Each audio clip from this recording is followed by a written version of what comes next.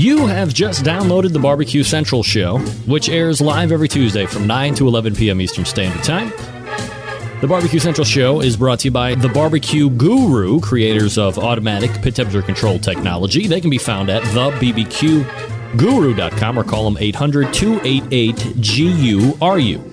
And by the Chops Power Injector System, the 2015 Barbecue Tool of the Year at the NBBQA. Find them at barbecuekansascity.com. And by Butcher Barbecue.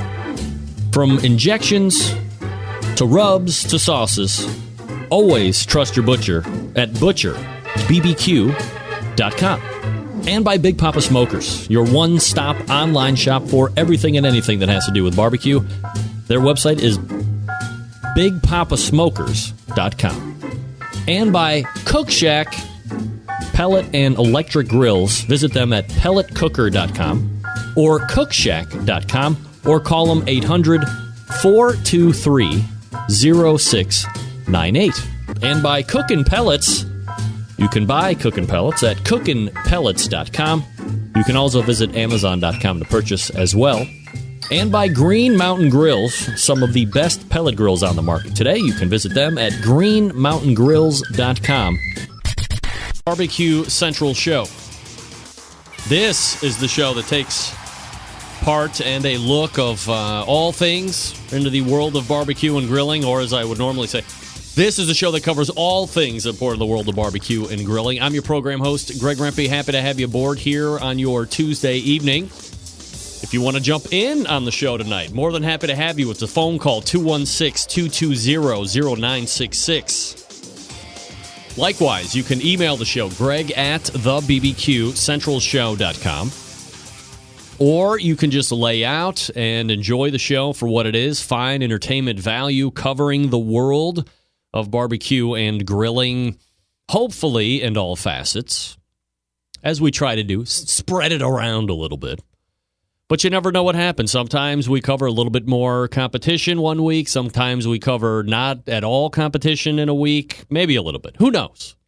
You just stick around and we'll see what's happening. Welcome to everybody in the chat room. If you've never been in the chat room, might I suggest venturing on over to OutdoorCookingChannel.com at this very moment and signing up. You don't have to really give away the farm and to get into the chat room.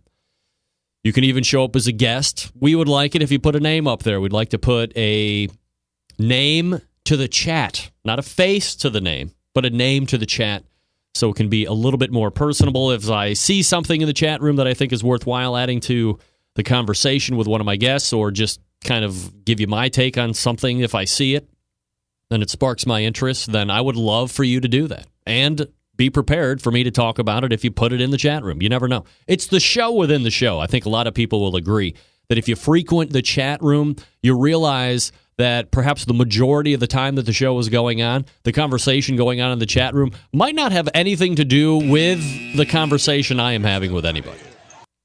That's just what happens. It's the BBQ Central Show. All right, if you didn't get the newsletter, here's what's going on tonight. Coming up in 11 minutes from now, we will be joined by the Texas BBQ Central Show embedded correspondent, Doug Scheiding from Rogue Cookers. And specifically, we'll be talking about last week. And by the way, I'll get to here in a second. We'll be talking about the IBCA and the Texas Gulf Coast get-together, ingestion.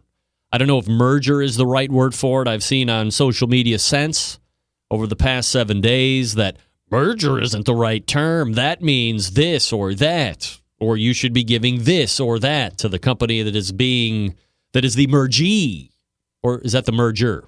Whatever. The one that's getting gobbled up. So we'll talk to Doug, who has his finger on the pulse of Texas barbecue, especially this particular item. And I did reach out to Craig Sherry. I know he was on the show last week when Chad Ward nutted up for me and took over the second hour to see if he wanted to come back on and talk about, a week after the fact, what the blowout is, what the status is, things of this nature, but I haven't heard back from him at this point. So that might be a conversation that we have a week or two or 3 or 4 from now or whenever he wants to come back on, but I did reach out and just haven't heard back. But Doug is a guy that has a cook's perspective, certainly has a, let's call it, journalist's take on the whole situation as well. So my thought is we're going to be able to get some history of the Texas Gulf Coast and kind of how that formed from a high-level sense. No need to really dig down, and then see perhaps in his estimation and what he heard around the different competition trails, because Doug cooks in multiple sanctioning bodies in Texas as well and does well. Were there any tipping points? Were there any things that kind of made this seem inevitable, especially for those of us that aren't as steeped into the Texas stuff as Doug is and some of the other guys? So Doug Scheiding coming up at 9:14. Then we will move to the 9:35 segment. One of the teams that we have been following all year long and will continue to do so throughout the season is Tim Schopp of Tim's Full Belly Deli. And I believe a segment or two with him ago, we talked about how his 2016 competition season is shaping up, which you'll get an update on. But he was also putting on competitions. He has Masters in May, which I believe is a 2 or 3 competition thing. So we'll talk to him about that. And more importantly, we'll talk to him about the Choke the Chicken, which took place this past weekend. And that is a backyarders event. So if you have Tim, I believe it was the last conversation we had, was very invested, and we kind of uncovered it, very invested in getting teams local to Wisconsin, which is where he's home based out of, but from around, the surrounding states, Wisconsin, Minnesota, places like this, and get teams that perhaps think that they want to get into it, give them a opportunity or a taste of a contest early in the year. Certainly doesn't get much earlier than March in Wisconsin to have that take place. And from all accounts, I believe weather has been really good in the vast majority of the country for those of us that experience winter. It was a great weekend here in the Rock and Roll Hall of Fame city of Cleveland. I would imagine it really wasn't probably any worse up there in Wisconsin. So we'll talk to Tim about how the Choke the Chicken came off from a high level. We'll talk about the winners, how he feels teams did, the feedback that he got. And then we'll also look ahead to the Masters in May, which will be taking place up there as well. Those are events that he puts on that are KCBS-sanctioned events, sponsored events from some of the names in the competition industry that you've heard, purveyors of meat, things of this nature. So we'll let Tim talk about that as well. Then we'll move to the second hour, and joining me, a guy who ripped off a Sam's Club local grand championship, and the points discrepancy on that win, wide sweeping. I mean, it was a domination of a competition, to be sure, especially since typically we're talking about half points or 1 or 2 points max, majority of times. This was a wide sweep here, so did very well. 180 in brisket. You know him as the half of the West Coast offense, a proud sponsor of this show. A number of other items to talk about. So I say 10:14. That could eventually wrap into the 10:35 segment. I mean, who knows? So I really haven't sketched too much farther out than 10:14, and we'll see what happens. Of course, I am talking about my favorite Sterling ball from Big Poppa Smokers. And it really was.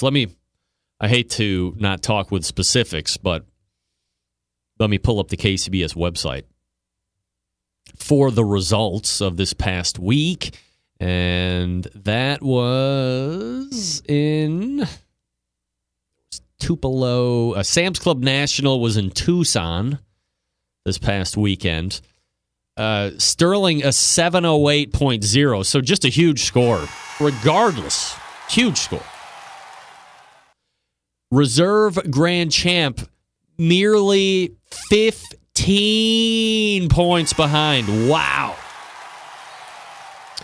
That was a domination. 693.0. Winning chicken with a 176. Winning pork with a 174. Coming in second in the pork category. And again, a perfect brisket, 180. So it was a domination, as any team would like to have during a competition weekend, regardless of competition, right? I mean, that's what you want. You want to have a convincing win. Certainly, everybody likes to finish in the top 10, what have you, but if you can win 3 of the 4 and you come in second on the 4th, I mean, what's left to say? Well, you should have won. You should have won the pour, for crying out loud. Come on. Whatever, dominant. So we'll talk to him about that. We'll talk to him about the growth of the guinea pig. We'll talk to Sterling about Smithfield Pork, a new sponsor of his, and what they're doing not only with the Big Poppa Smokers team, but with the competitions that Sterling is putting on as well. So lots to talk to him about. That's why I said I didn't really sketch out too far into the 10:35 because, you know, once Sterling and I get going, I mean, who knows what kind of stuff we're going to be talking about. And it could go 2 segments, so we'll see. I got stuff in the chamber. If we run out halfway through the second segment at 10:35, whatever. Maybe we don't make it. I got a whole 10:35 segment ready to pull out of the hat. Who knows? So that's what we have on tap. Coming up, Doug Scheiding out of the break from Rogue Cookers. First, let me talk to you about Cookshack. Cookshack manufactures smoker ovens for barbecue lovers with any amount of experience. Whether you're barbecue in the backyard, you're on the competition circuit, or in a 5-star dining facility, Cookshack has the unit that will do the job with a perfect line of barbecue sauces, spices, pellets, and wood chunks. It's the perfect one-stop shop. Cookshack strives to be your barbecue resource center by offering cooking classes, online recipes, how-to videos, 2 blogs, smoking/grilling 101s, and a video cooking classroom. Check out their website, you know it, cookshack.com, or follow them on a bunch of different social media outlets to include Instagram, Facebooks, YouTubes, the Twitter, Pinterest, and the Google Pluses. Get advice or share your passion for barbecue on their world-class barbecue forum. Cookshack pellet-fired smokers are the choice of champs because they were designed by a champion. Ed Fast Eddie Morin, the FEC 100, the PG 1000 are always customer favorites. The PG 1000 can double as a smoker and grill. Low and slow or high and fast, the pellet grill line gives you the most for your money. Cookshack residential electric smokers are the #1 smoker in the industry. High quality means high durability and versatility. Anything you cook in an oven, you can make on a Cookshack. Passion and dedication drives Cookshack's manufacturing, with quality always being at the forefront. Get the best in barbecue since 1962. And you can call them toll-free 800-423-0698. That's 800-423-0698. Again, you can visit the website, cookshack.com. That's cookshack.com. And I'm telling you, man, I have had too much time pass between either the last time that I had Stuart Powell or Fast Eddie. I mean, come on, guys. Where are we at? Let's get this thing going. Again, 800-423-0698 or cookshack.com. All right, we are back with Doug Scheiding right after this. Stick around. We'll be right back.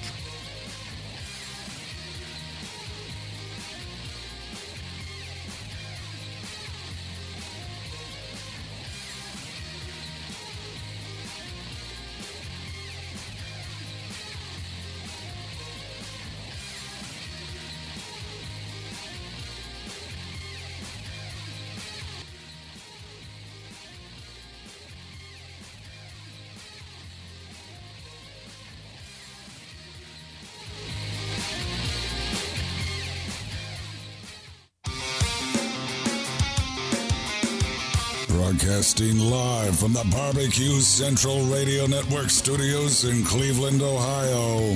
You're listening to the BBQ Central Radio Show. Once again, here's your host, Greg Rempe.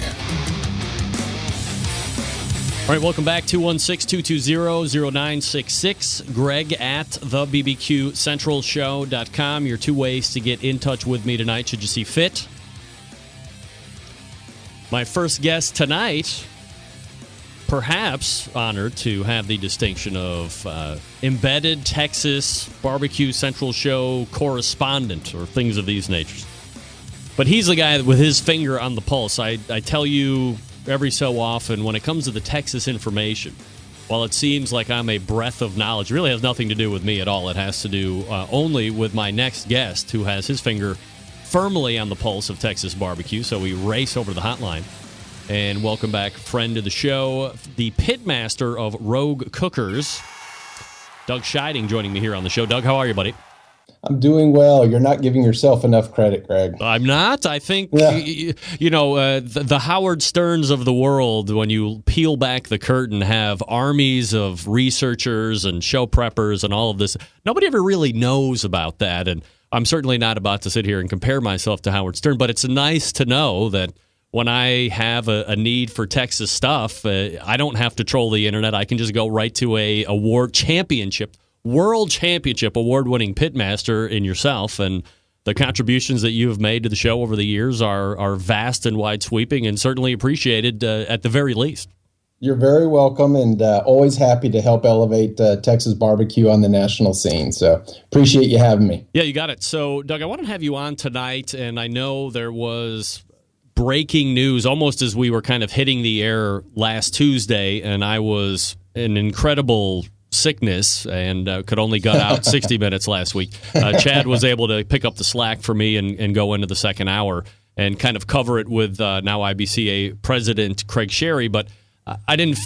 Obviously, I want to kind of take my stab at it. I reached out to Craig. I haven't heard back from him at this point, so I figured, the next best guy to talk to would be you, and maybe take it from a different aspect, right? So I can ask Craig, you're the director, blah, blah, blah, blah, blah. But, right. You're a boots-on-the-ground guy. You've competed in a number of different sanctioning bodies. You have a lot of experience out there in Texas, obviously. So I figured, why can't we get you on and get your perspective and kind of gauge what you've been hearing here over the last weeks, months, potentially years. And perhaps the best place to start is this. For those folks that don't know, or maybe you're new to the show, Texas, big state, many different sanctioning bodies, 3, that cover the state. So maybe if you could kind of give us a little history on IBCA, on Texas Gulf Coke, and maybe since we're talking about them, LCB or Lone Star Barbecue Society as well, and then we can kind of kick them off to the side and talk about the other two. Right, and actually, there's the fourth one, which no one talks about, which is the CTBA, the Central Texas Barbecue Association. But kind of going back, IBCA was formed many years ago, I think over 25 years ago, by Lynn Shivers, or hopefully I'm not mispronouncing her name, who you've had on the show maybe a couple years ago, I think it was. That's right. And 2 to 3 years. And so they were formed a long time ago. And what happened is, as I understand it, and I don't like to get into a bunch of the politics, et cetera, but 10 years ago, some members of IBCA got upset and, basically decided to take their football and go start their own league. And so there was a group of people that primarily based in Houston. And that's why the Texas Gulf Coast, even in the last few years, most of their cooks or cook-offs that they have are in the Houston area, where IBCA is really more the whole state of Texas and, a little bit in Louisiana and Oklahoma, et cetera. Arizona, so, right. And what happened is, as I understand it, from Lone Star was started more in the hill country area of Texas, which is kind of the north San Antonio, west of Austin area, and they started their own sanctioning body to help support more cook-offs in that area, and so that's kind of how Lone Star got started as well. Doug Scheiding joining me here on the show, pitmaster of Rogue Cookers. So, Doug, as you look through, and I know we've had the discussion, 2 or 3 different times. I know Texas is a big state. There's a number of different sanctioning bodies. Has there ever been talk, or has it ever really been a behind-the-scenes push between 2 or 3 different sanctioning bodies to say, hey, why don't we all unify? We'll have one governing body over the state, and if we could branch out, into these other ones, like IBCA gets into a couple different states that are kind of bordering around there.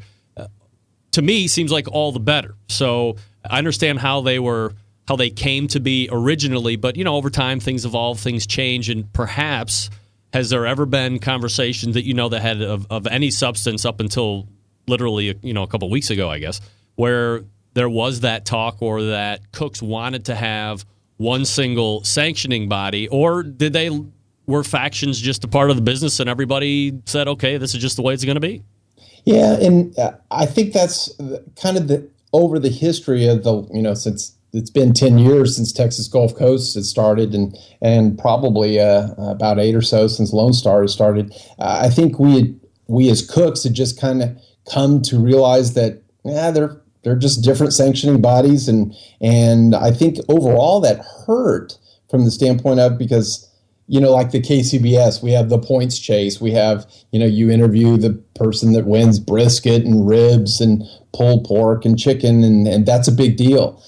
Not many people that I can think of really chase the points. Even, as we talked about late last fall in December, the people that were chasing the points in the different sanctioning bodies were really doing it more just because they were cooking in their local area, and they were, chasing the money. Like Danny Luetta, I think it was. He was basically doing it, and it just happened to be IBCA, and so that's how he just collected a lot of points. For myself, I cook based on the weekend, so the sanctioning body doesn't really factor in as much.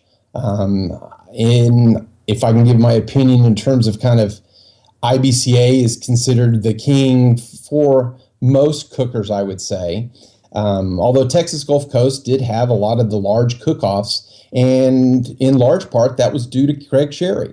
So the unification, and Craig Sherry was a big part of Texas Gulf Coast and was on the board and ran the organization for many years, and then he resigned and decided to run for IBCA. That was a big move, because basically it for IBCA and running for the executive director, that was a shift in power, and the people that had formed, because Lynn was still the executive director, et cetera. And so that actually helped, I think, speed this process along for Texas Gulf Coast to become a part of IBCA. So if Craig is that big of a part of building Texas Gulf Coast to where it was, and then resigns and then goes and runs for IBCA executive director, wins ultimately, as we know. Correct. Were there things leading up to him? I'm asking you to speculate, of course, because Craig's not on here, but I would be asking him the same questions. Is there things that you hear that led to frustration, or things that he wasn't able to not push through, but kind of evolve and make the Texas Gulf Coast to wherever the vision was, where people thought it was going, and he's just like, you know what, hands are tied, enough of this, I'm going to go over here to IBCA and see what's going on over here?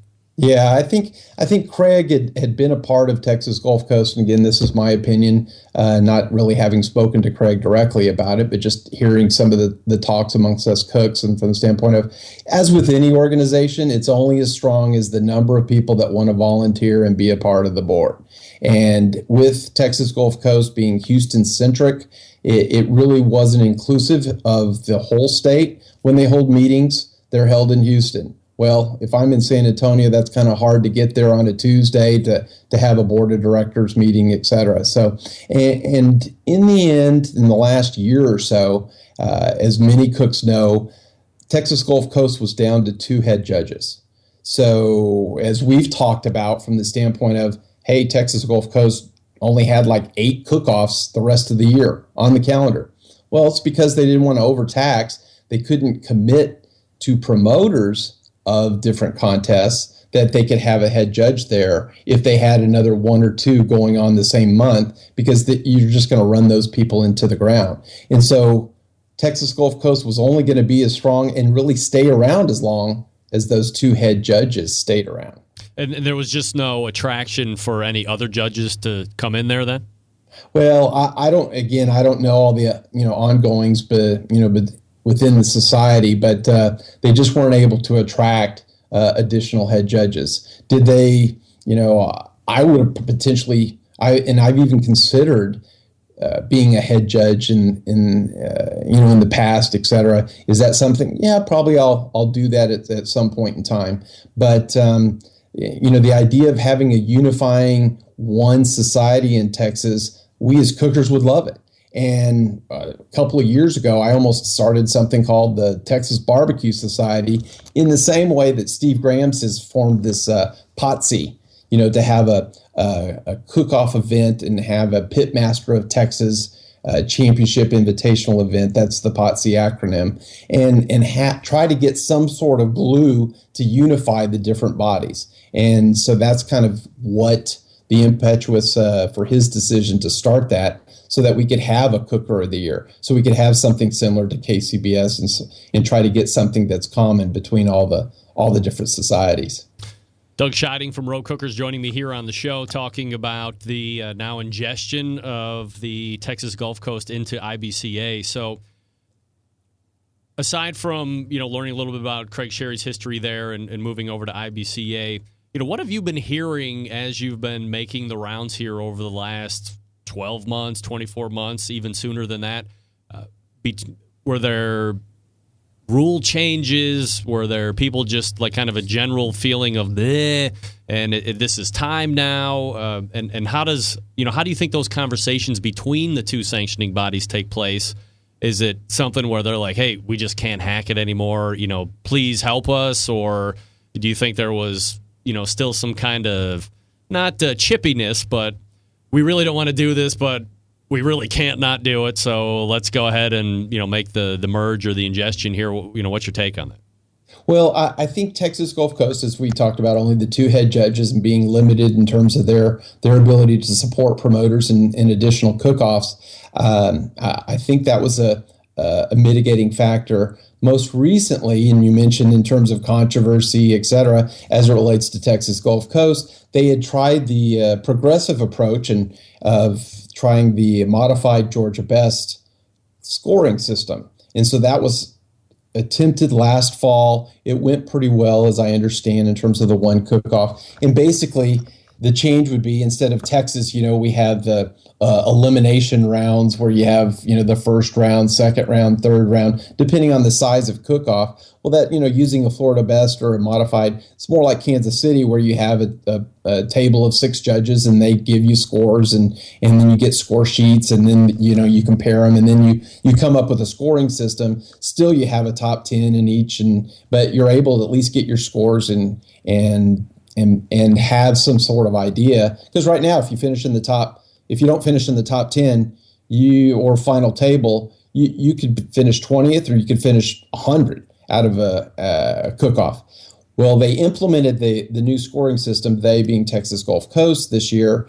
And I think in the first implementation at a cook-off, there was like a 3.5 hour delay in the awards ceremony because there was a glitch in the software. And so obviously, when you delay the awards ceremonies, we as cooks aren't very happy about that. So we want to, get the scores and get out of there if you're heading home. And some of us drive, 2-3 hours. So that went on for a couple, 2-3. And here recently, there was some controversy of maybe there were some score sheets lost and trying to replicate the results from a contest. And so potentially having to go back and change the results of a contest. And so just recently, Joe Severson, who was the president of Texas Gulf Coast, and I talked to him at the cook-off a week and a half ago at Turn and Burn. And I told him I respected him for his decision because he resigned. He said that the change in the scoring system, which he felt was a comparative scoring system, wasn't in the best interest of cookers. And as a cooker, he couldn't support that. So he resigned on the principle of the matter. And I told him I respected that. If he couldn't respect it, the decision, that he would step down. And so in the interim, we haven't had a president of Texas Gulf Coast. We've had an interim. And so there's been things going back and forth on the Facebooks about, when are the updated results going to be out, and what's going on, what's taking so long. And, they're all volunteer positions. And so the board of directors of Texas Gulf Coast was coming under some heavy heat as of recently. Doug Scheiding joining me here on the show. So obviously it sounds like ingestion is inevitable. So when the decision is made, or when the announcement is made by Craig Sherry, it was either Tuesday or late Monday evening on his Facebook page, do you think overall there's a feeling of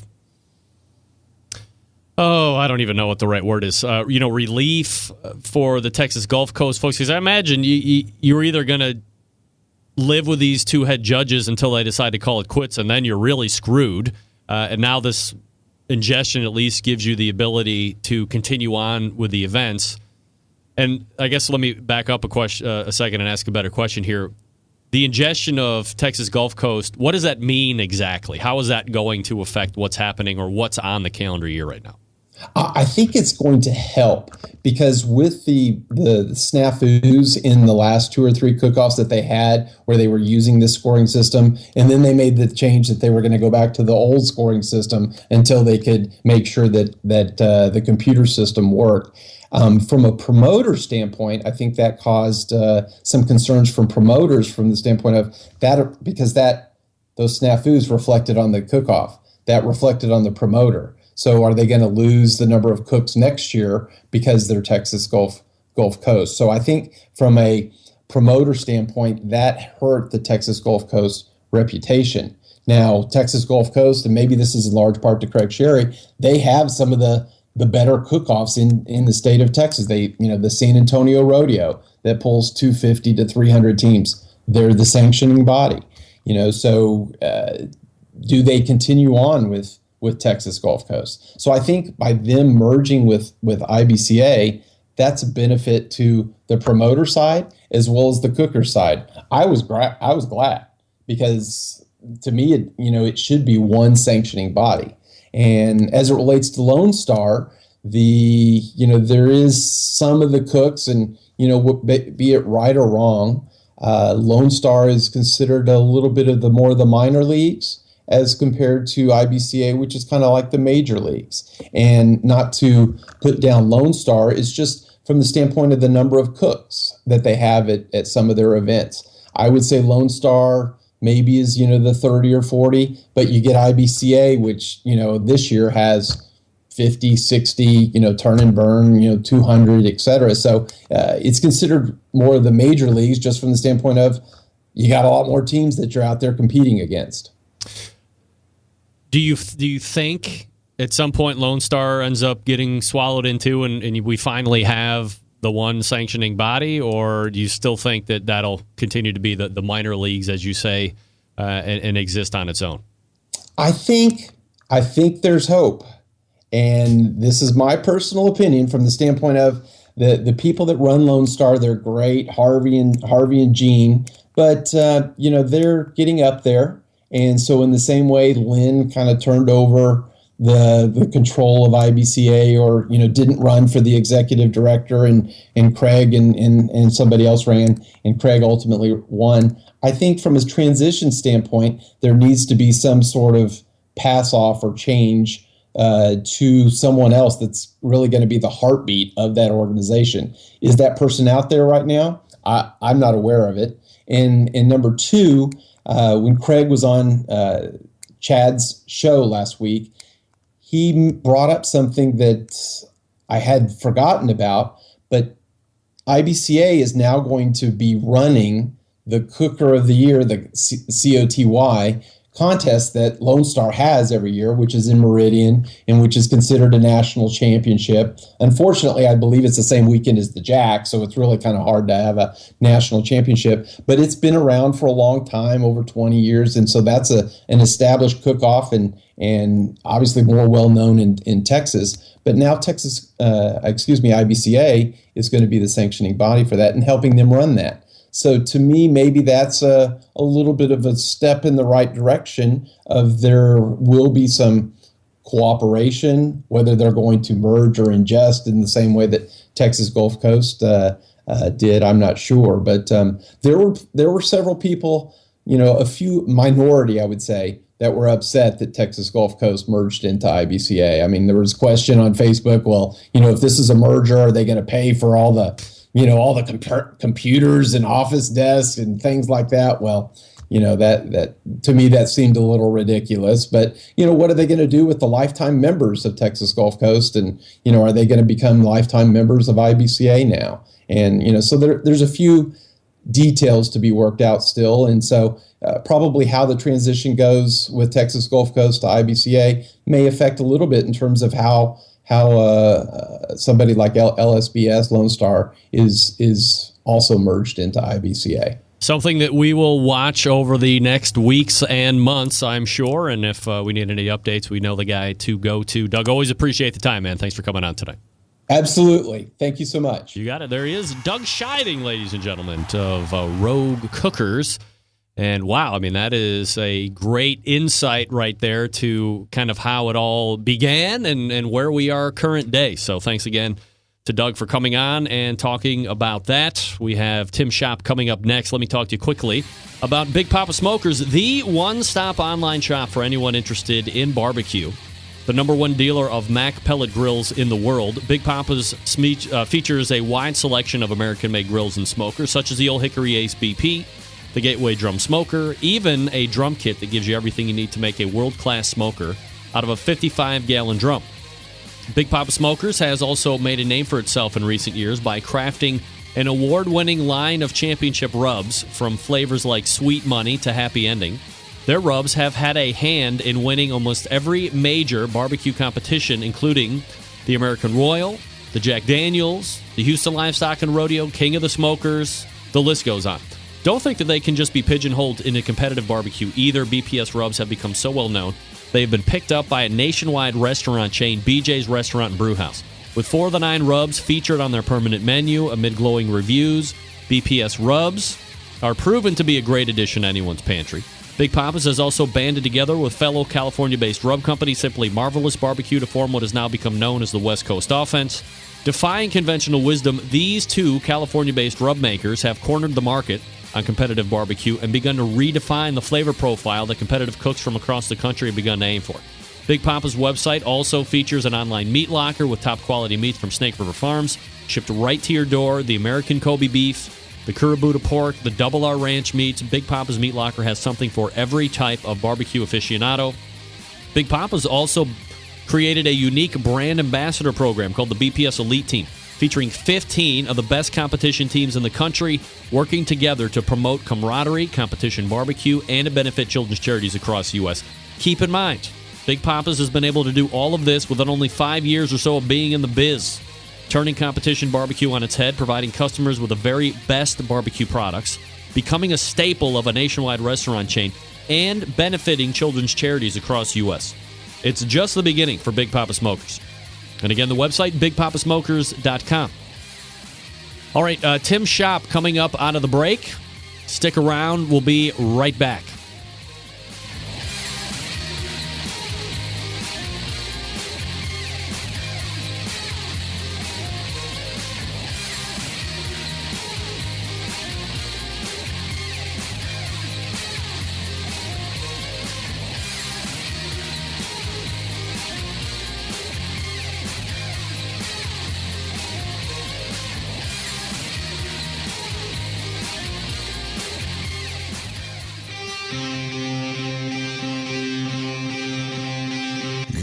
Smoke. Call 877-448-0433 to get on the air.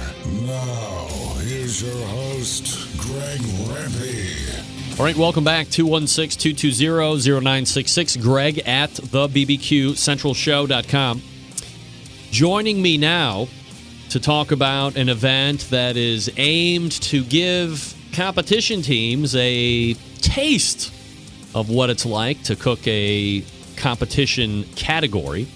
He is also the pitmaster of Tim's Full Belly Deli, and a team that we are following all competition season long of 2016. We race to the hotline and welcome back a friend of the show, Tim Schopp. Tim, how are you, buddy? Pretty good, Greg. Tim, appreciate the time tonight and wanted to get back in touch with you, to talk about this past weekend's event, but see how, the competition season is going to be shaping up for you here over the next couple months. So, why don't we do this? I know we talked about it the last time you were on in regards to, some of these events that you're putting on that are backyard, but are trying to encourage or help the new teams kind of get their feet wet. If you could, a little idea on the concept and, when you started doing this to help those teams kind of dip their toe in the water, if you will. Yeah, we're in our third year. How we first started it was in October. we hold a class called Flesh Fest. We've done 3 of them 3 years in a row. And we basically start the morning out with trimming big meats, chicken, ribs, starting all of the competition meats. And then in between, we have guests, Freeman Brothers Barbecue and Q Smoke, a couple different ones. And they come in and they each do 4 or 5 different entrees. I mean, we do whole chicken breast, we do ribs. We have Chef Jeff from the Culinary Institute come in. Last year, we did a maple smoked and brown sugar smoked bacon. We made actual sausage machines we had there. Everybody got a hand in making Italian sausage, cheddar brats, salamis, beef sticks. We made a tasso ham. We made pastrami. And we try to give them 50 to 60 different entrees. It's very fast-paced, 12 hours. Start out with a continental breakfast, have a potluck at noon, and we do everything from entrees to the finished product. Every kind of grill you can think of, water smoker, stick burner, FEC, green egg. Last year we made a whole hog in a cucina box. And at the end, they get a cookbook with all the recipes, all the rub recipes, all the sauce recipes. We ended up last year with 44 students. We ended up with 45 door prizes. Our team gave away a pellet smoker, a Weber Smoky Mountain, and a Weber grill, and then everything down to rub packages, weekends away, the whole works. And that got these guys started, especially into seeing how the competition stuff works. What we do is we'll start out by trimming a brisket. We were sponsored last year by Snake River Farms, so we had some beautiful Snake River Farms briskets. We have somebody from the audience come up, one of the students. They come up and help trim and inject the brisket. We seal it, and they get to take it home. And we do the same thing with pork butts, ribs, and chicken. So it gets these guys involved. It's hands-on. And it's for everybody. It's for the backyarder. We had doctors there last year. We had lawyers there. But between that and the Rib Fest we held last month, which had 24 teams in it, cooking just ribs, KCBS reps, KCBS judges, but it wasn't a KCBS contest. It was just our local KCBS people. We try to throw in a couple of new judges so they get a taste of it before they go to a judging class. And, of course, new teams that want to get into KCBS, but they're intimidated by watching barbecue pitmasters and people like us who have 40-foot trailers, and these guys have an easy up and a table. And we ended up with Flesh Fest, Rib Fest, and Choke the Chicken last week with actually 7 new teams in Wisconsin. And as of Saturday, we got 3 of them signed up in their first KCBS contest. And we've done that every year for 3 years. We've nurtured new teams along, helped them get sponsors, helped them throughout the year, gave them a mentor. Last year we had a mentoring class, 4 teams who wanted to start and had never done a KCBS comp. We rented the same venue. The new team paid $250. He got married up with a professional team. We were one of them. T-Max Smokers, Fox River Barbecue, and Chef's Gone Grilling. And you spend the whole weekend with them there. And you work with them, and the 4 of them compete against each other and the whole group. And the winning team ends up with free entry into any Wisconsin comp they want. And you grow a partnership there. I mean, these guys did that, and the team that Tom McIntosh with T-Max sponsors still calls him for help, and the one I did still call for help, and we basically nurture them along. Tim Schopp from Tim's Full Belly Deli joining me here on the show.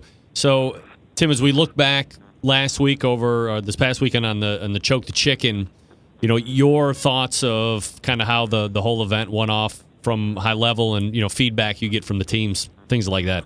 Oh, it was great. I mean, the first year we did it, we had 13 teams for ribs and I think 11 for chicken. This year we're up to 24 for ribs, 18 for chicken. And you have to understand something. About an hour into this, it started snowing. we're outside in the pavilion. Granted, we have a hall, but these guys are out there. The first Rib Fest, we stood there in the morning. It was 3 degrees, 13 below with the wind chill. And everybody had fun. And we had more the next year. And like I said, we start out, we put up donuts and juice and coffee and all of that. And we have a potluck that's worth $25 a head, believe me. We have some fantastic food at the potluck. We have trophies all the way down to the bottom.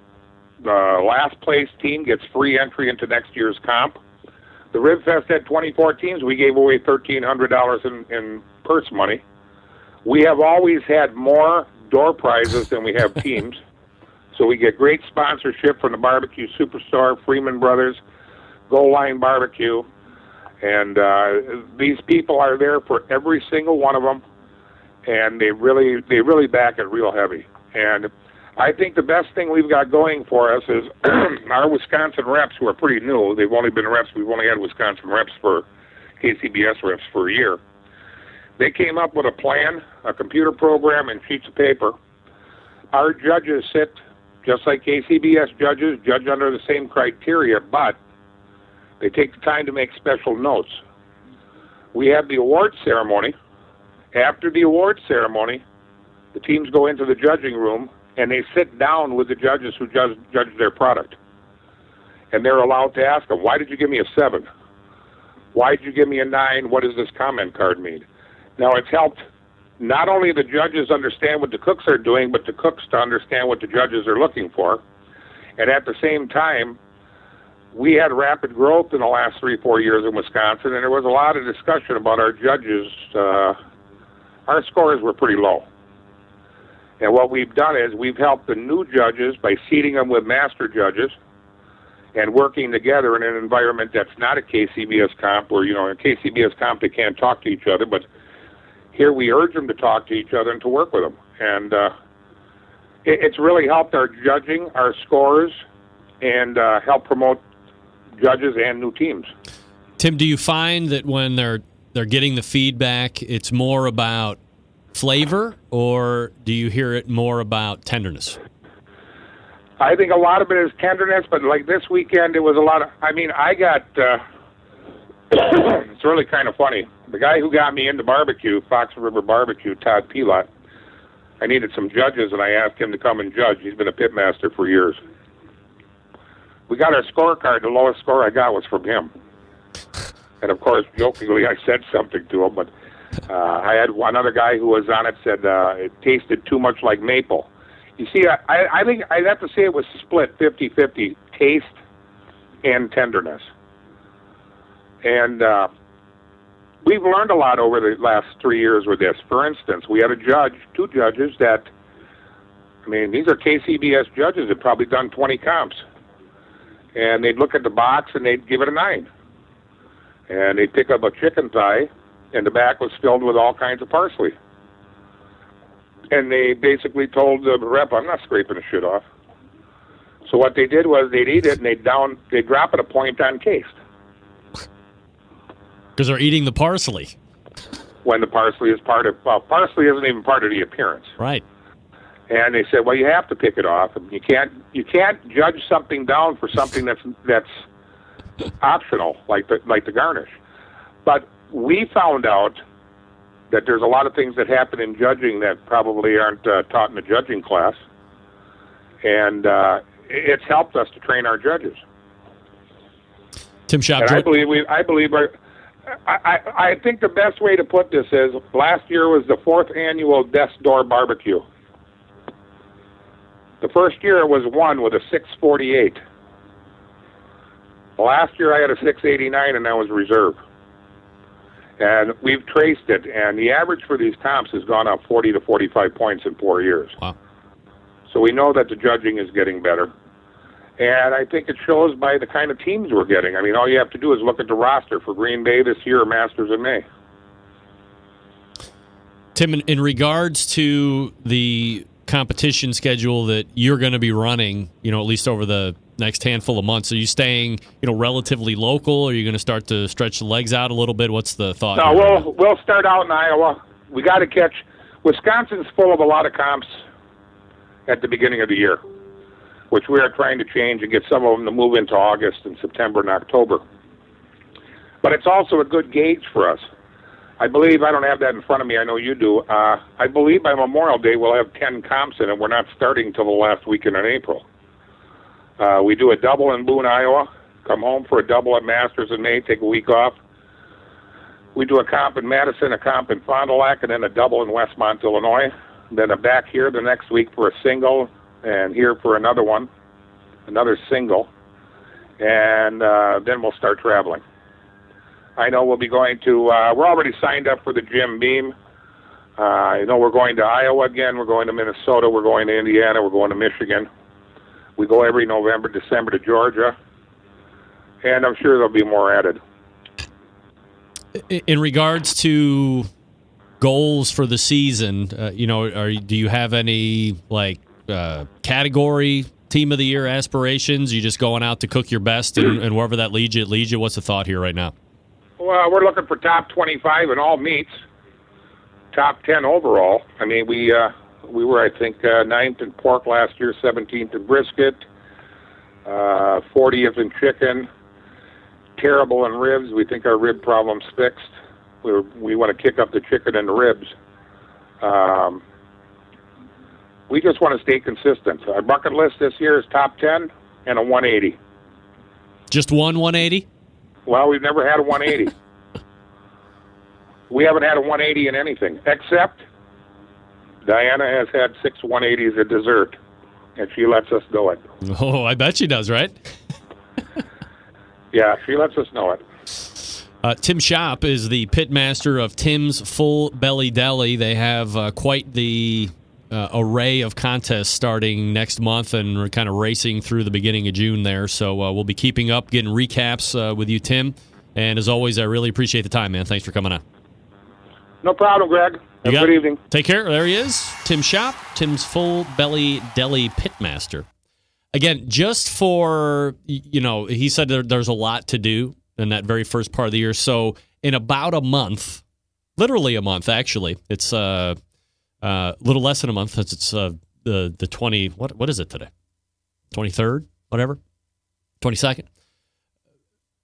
April 22nd, he's got Central Iowa Expo Barbecue, which is a duel, because then they turn right around the next day and do it again. Boone, Iowa, if you're looking for a contest. And then the next week, Masters in May, which is a duel. Then a week will go by, and then he'll get back on the horse again, do Madison Magazine Barbecue Festival. The week after that, Barbecue for a Stop. And the week after that, another duel, the Red, White, and Barbecue Day 1, Day 2. That's Westmont, Illinois. Pork Hue, 6364, take a week off, and then right back out to Oconomowoc, Wisconsin for the Hog and Steer Barbecue Festival. So, as he said, hot and heavy, but where you go after that? Got to start to travel. Got to get out of the upper northwestern part of the place there. It's northwest to me. We'll catch up again with Tim Schopp sooner than later. Great contest, by the way, with the choke the chicken and the rib thing. That's great. All right, gang, if you're like me, always trying to think of ways to step up the barbecue, the grilling game. No better, no easier way than doing that by adding a little Butcher barbecue to your arsenal. Oh, that's right. Folks, we know it. The products now are vast and wide-sweeping. They are proven time and time again. You have the 4 new rubs that are out there right now. I've told you about them for weeks. Have you tried them yet? You got to try them. The Chipotle rub, the Private Blend, the Cherry, the Pecan, or the Pecan, wherever you're from. Got to try the new ones. Of course, they still have one of my all-time favorite rubs, the Honey Rub, which I love. Steak and Brisket Rub, of course. Then you can go to the sauce, the sweet barbecue sauce, one of my all-time personal favorites. As you would recall, years ago when it came out, I was drinking it out of the bottle while I was interviewing Meathead Goldwyn. It was sensational. Then you have the injections, the pork, the beef, the prime, the bird booster. You also have the grilling oils. Look, here's what I suggest. Head on over to butcherbbq.com right now and start perusing the products. You'll quickly realize it's everything you need. The injections, the rubs, the sauces, the grilling oil, everything else in between. Maybe you have a commercial rub that you bought from somebody else that you don't like. Dave will literally kind of do a buyback from you. You send in your unused portion of commercial rub. He'll weigh it, and then he will send you back some of his stuff, whatever you request. Who else is doing that in the industry besides nobody? Nobody. Dave trying to make not only his customers happy, but his competition customers happy as well. If you haven't stopped by to shop yet, hurry and do so. Be rewarded generously. ButcherBBQ.com. That is ButcherBBQ.com. Always trust your butcher. We got to have Dave back on here coming up. Do a little beef talk. Do a little update on if horse meat is going to be making its way into the state or not, or the country in general. I was talking to somebody last week about it was my boss at work. We were talking about horses and what you do with old horses or diseased horses, whatever. Well, you knock them off and throw them out. There is an outlet, and it's called consuming them. Weird to talk about, I know, but we'll do it here on this show. All right, we're back right after this. Big name interviews, advice on cooking brisket and ribs, and the only host willing to share his honest opinion on all things important in the world of barbecue. It's the BBQ Central Show. All right, welcome back. 216-220-0966. Greg at the BBQ Central Show. Your two ways to get in touch with me should you see fit. Thanks again to Tim Schopp from Tim's Full Belly Deli for joining me this past segment and talking about last weekend's Choke the Chicken contest. Let me see if I had him up. We were going to mention it here, but started racing out of time. Results for that: True Smoke Barbecue wins, and that's at a one. I think my eyes are going bad. A 178.3. So, literally, I don't know what kind of a background True Smoke has, but that score in pretty much any, barring the perfect, that's pretty much good enough to win in a lot of different competitions right there. That's right. Freeman Brothers Barbecue, second place. And a pretty hefty drop-off. 178 wins at 173, takes second. Smokin' Steel Keg, third. Tim's Full Belly Deli, fourth. Tim, you got to win your own event. What are you doing? Mr. Tony's Barbecue rounding out the top 5. 13 other teams took place. And as he said, snowed. That's the one thing that we were talking about when he first started telling me about this event. It's like, dude, you do this in March? You're in Wisconsin. There's a 97% chance that it's going to be snowing and colder than balls in Wisconsin that weekend in March. Ever. He's like, yeah, but everybody has a great time. They must. The numbers prove it. P.S. So, yeah. There you go. All right, we are going to step back, reload here for the second hour.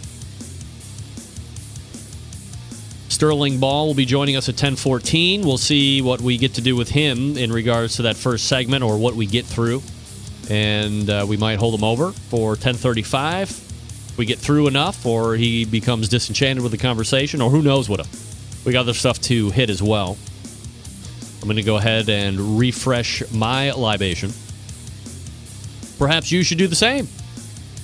Get ready for that second hour. Maybe we will have something to win. One never knows.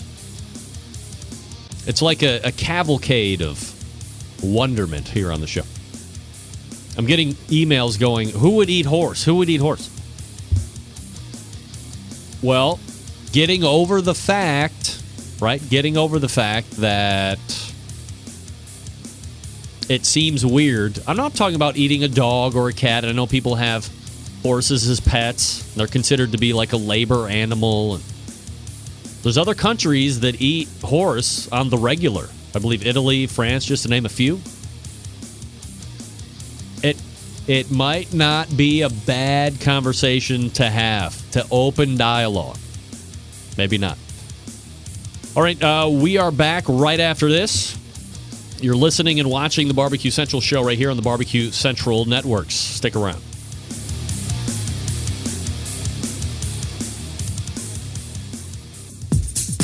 Will air live at 9 p.m. Happy to have you aboard here for the really big barbecue show. We cook because we have to, and we grill because we want to. The BBQ Central Radio Show. You have a great This is show the on the BBQ Central big Radio Show. So what seems to be the problem here? This man looks like he's dead and he's in the crackle. And we grill because Charbono! It's Officer Charbono, dude! Succulent fish. What? You ate cookies or wiener? You have a great show on the big I'm shaking like a dog shit peach seed. We have top men working on it right now. Top men.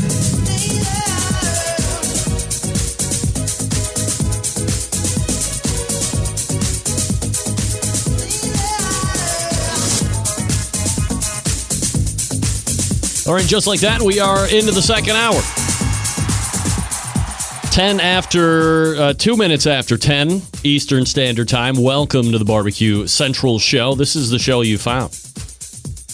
A couple audio issues there going from hour 1 to 2. Apologize. I believe we got them aced out. Also, I believe we have fixed the TuneIn radio stream as well. So should be firing on all cylinders right now.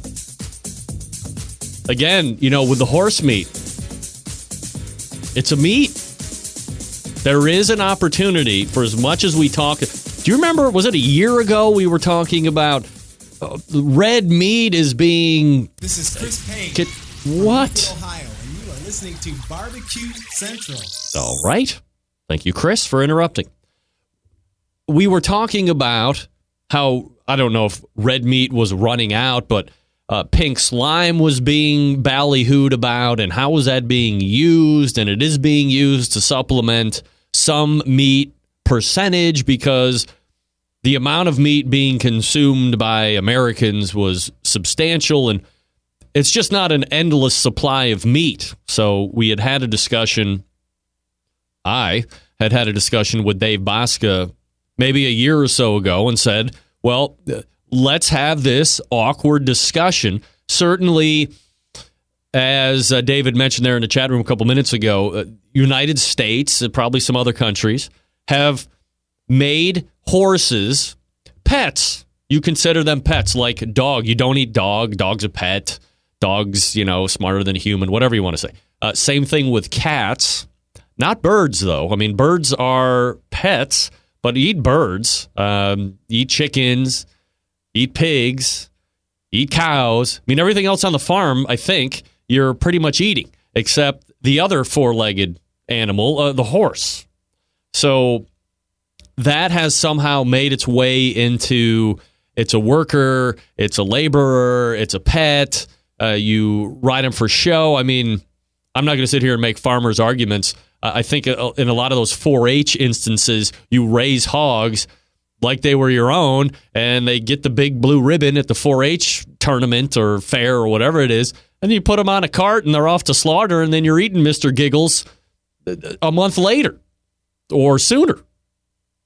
So if there's an option to supplement the red beef that we're eating now with something widely available, and other than sounding gross, like eating horse, separating that, if you can think about it in a vacuum, Not a bad idea. A lot of horses. It's lean meat. It doesn't necessarily look all that different once it's cooked. It's a little different color than you're used to in its raw state, certainly. Just Google horse meat in France or horse meat in Italy on the Google's images and see what you see. I mean, it looks a little different, but when it's cooked, it's got that nice caramel colored sear to lock in the juices, all the good stuff.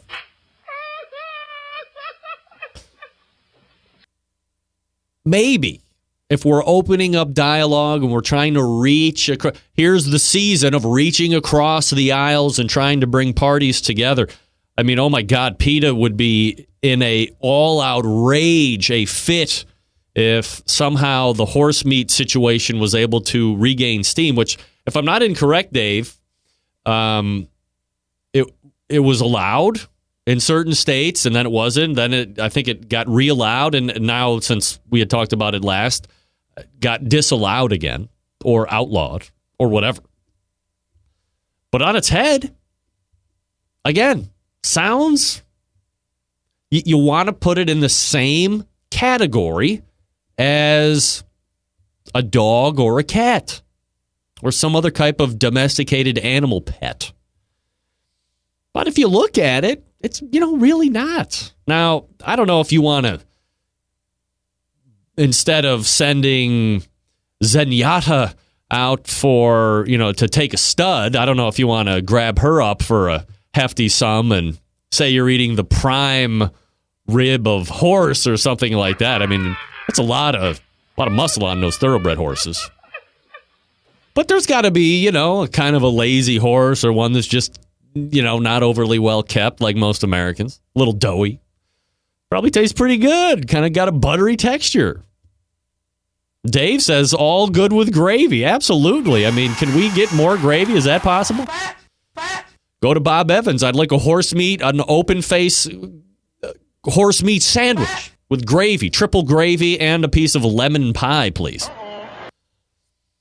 As Dave says, correct, government issues said they would not pay for the inspections and the companies would have to.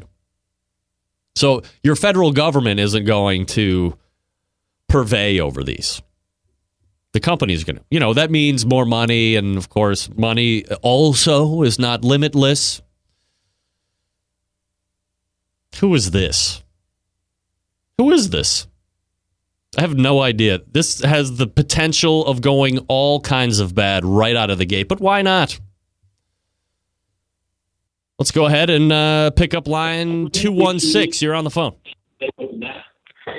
Hey, Greg, I'm telling you what, I hadn't thought about it before, but you're making this horse sound pretty tasty. I want to know where I can get some. You can't get horse anywhere. Isn't that just the problem? I think that's Who the is real this? issue that needs to be discussed, because the way that you're talking about it makes it seem like every American should have access to some delicious horse. Don't you think everybody, not only should you have horses jaunting about in your fields ready to ride, but some should be ready to head off to slaughter with the rest of the cows and the pigs? I mean, what's the difference? I don't see any difference. I want some horse in my face. Sir, I don't know your name. You've decided to remain anonymous, but we should start a petition. You will be the first to sign. Well, second, aside from me. And we will start. My name is Horse Spatchcock, and I need horse in my face. Pronto? You need horse pronto, sir. We can go to Mexico. See. According to Butcher Barbecue, we can go to Mexico and have all the horse we want.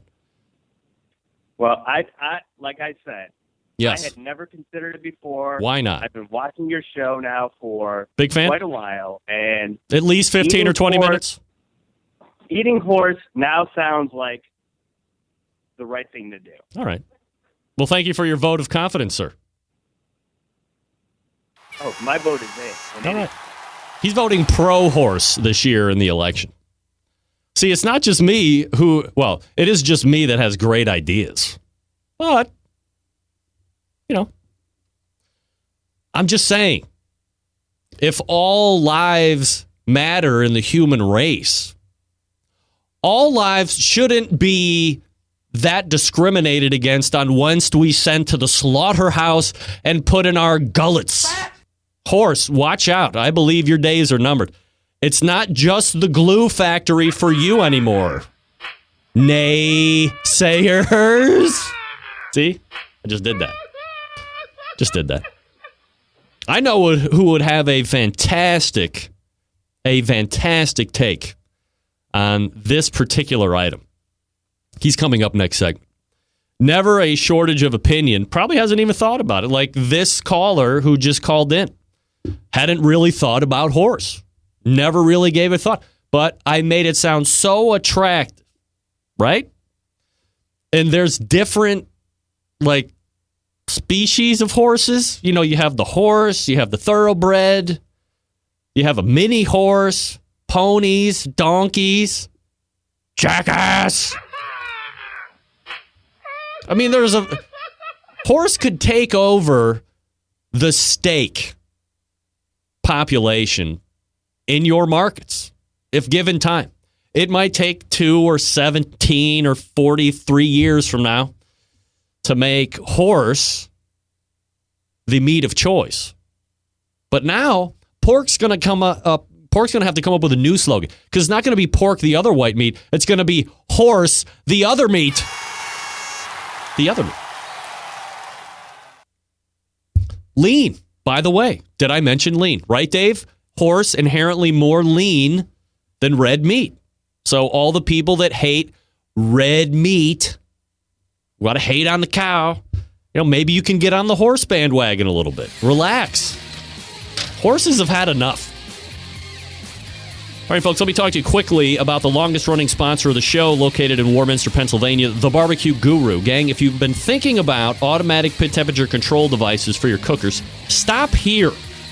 This is the company that started it all. They are the creators of this technology. Why are you going to buy from another company? Don't do it. If you're not familiar with how they work, imagine this, a product that allows you to set your pit temperature, and one set keeps it running at that temperature all the way through the cook. Sound too good to be true? It's not. This is real life. You can take advantage of this technology today. Because, hey, maybe you're a busy working professional like me, or perhaps you're constantly on the run with kids, you're doing errands. Quite frankly, you don't have that time to sit around and tend up those pit temperatures. The Guru allows you to throw on a pork butt, a brisket, a couple slabs of ribs. You're off to do whatever it is you need to get done. And the Guru maintains that pit temperature you set it at. Number of different models to choose from, 4, I believe, at this point. CyberQ Wi-Fi tearing it up across backyards, and, of course, on the competition circuit, you can control up to 2 cookers. You can get multiple internal temperatures of meat. You can connect it to any smart device, hook it up through the Wi-Fi, and right through the magic of your smart device, you can make pit temperature adjustments. You can look at the temperatures internally of your meats. You can make any change you need without having to go out to the cooker or leave your home. It's very easy. If you're in the market for a cooker, Onyx Oven's still the one to take a look at. Accommodates half and full pans for food service, working seamlessly with any BBQ Guru pit temperature control device. Do yourself a favor. Head on over to thebbqguru.com and check out their products. If you have any questions, don't guess. Call them directly.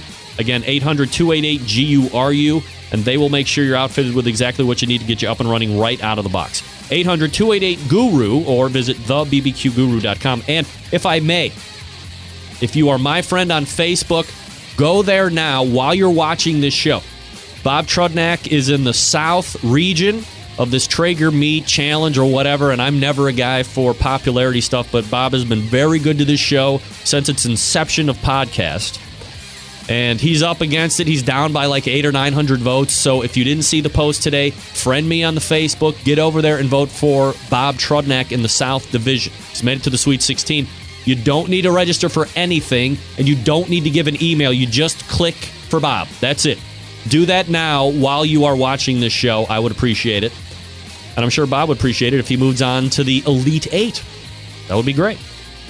All right, we will load up for Sterling Ball of Big Poppa Smokers.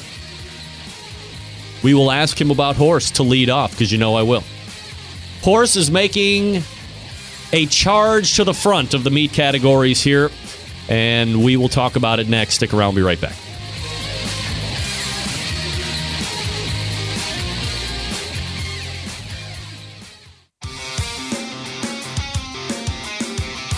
Broadcasting live from the BBQ Central Radio Network studios in Cleveland, Ohio. You're listening to the BBQ Central Radio Show. Once again, here's your host, Greg Rempe.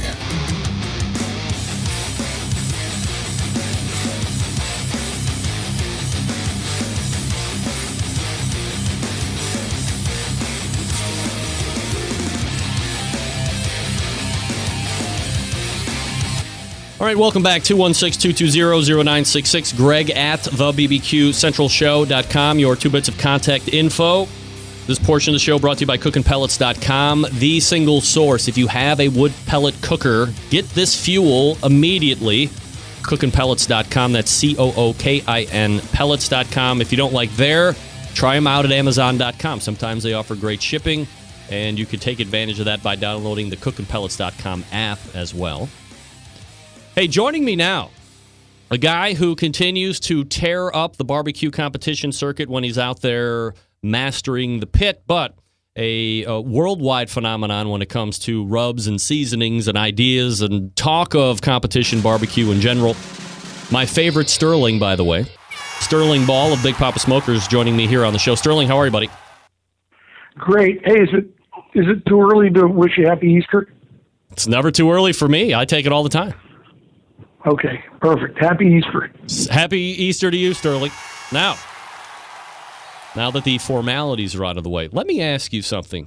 Get outside the box. I mean, you're a business guy. You're constantly evolving, having to think of new and different ideas to stand out from the rest.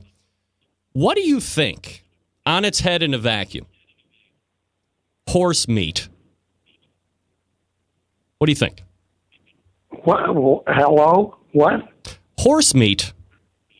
What about getting horse meat to market for consumption? Why not? I don't know. I was an awful big fan of Mr. Ed growing up. That might be hard. So the issue with it, as I kind of was talking about at the top of the hour, was somehow horses along the way became a cat and a dog grouping. They're like a pet, but they're really not. Right? Yeah. All right. See, Sterling Ball agrees with me. This is really gaining steam. Here we go. So, Sterling... Wait, hold on. Yeah. Sorry. I had a dream somebody was talking about eating horse meat. Yeah, well, it's the next big thing. So, Sterling, you were in Tucson, Arizona this past weekend. We're going to talk competition first. And did quite well, I might add. 3 out of the 4 categories go to you. Second place in the 4th category that you didn't win. And on top of all of that, a 180, which you're not accustomed to not getting. I mean, you've got 180s before. So talk to me high level on Tucson, Arizona Sam's Club local. I mean, you get to move on, and it seemed to be on paper a great competition for you. Yeah. Well, look, you dream about those kind of results, and I think we had a really good cook. It's never your best cook, but I have to tell you something. Anybody who knows me, they talked to me before awards, I'm never positive, okay? Because I have no idea. I know what we do, and we do it, and you get lucky, or all we try and be is consistent and try and cook 4 meats. But this isn't the fake humility. After it, we were really excited. And it's really fun how the applause go, because James is a lot more popular than me, because obviously he's James the Flame. And so James gets the first place chicken, and there's a big rousing applause. And then first place ribs, and I go up for that, and it's a decent applause. Second place pork, and it's really not a whole lot of applause. And then the 180 brisket in first place, there was pretty much no applause. So it was kind of funny. And then I think when they finally called it, there was a lot of applause, because, 708 points is nice to get. And for me, it was great, because I'm so excited about Smithfield that we're going to be talking about a lot tonight. But you want to get out of the gate well with your new sponsors, and getting a first in ribs, and Tim Shear's on the same team with me at Smithfield. And last week he got a 180 right out, but you kind of don't want to stub your toe the first time out with a new sponsor, so that was nice. when you look at the discrepancy between you and Reserve Grand, and Reserve Grand, very respectable score of 693, but not all the time, maybe rarely, do you see more won by a point or a half a point or 10,000ths of a point as we've seen over the last handful of years. You don't really usually see the 15-point discrepancy between 1 and 2, maybe 1 and 10 or something along these lines. But you said it wasn't your best cook, but I mean, it had to be like right up there. It was good. I mean, look, we try and control as much stuff as we can. Let me talk about the guy who came in second. I think he's probably there, Rick. I think this guy's cooked about, no contest at all. He's got 1 GC and a ton of RGCs, and he's a really good cook. And there was Smitty, and there was, a lot of really good Arizona teams there. But that I like it because Rick came in second to Sylvia at the guinea pig, and he says, I keep following a WCO team. And so I have a little advice for him. But yeah. I'm sure know what that is. It's probably get some WCO spices and then, join the ranks of the GC instead of being the bridesmaid. He'll be there. He's really a strong cook. Sterling Ball joining me here on the show, pitmaster of Big Poppa Smokers. Of course, the website bigpoppasmokers.com. Sterling, we had talked about, I believe, our last conversation. Cattle Prod was just getting ready to hit the market, I believe, at that point. Now it's out. I've heard it's doing very well. You're the businessman. Tell me about the numbers. Tell me how it's either meeting, exceeding, falling short of expectation. Where's that product at?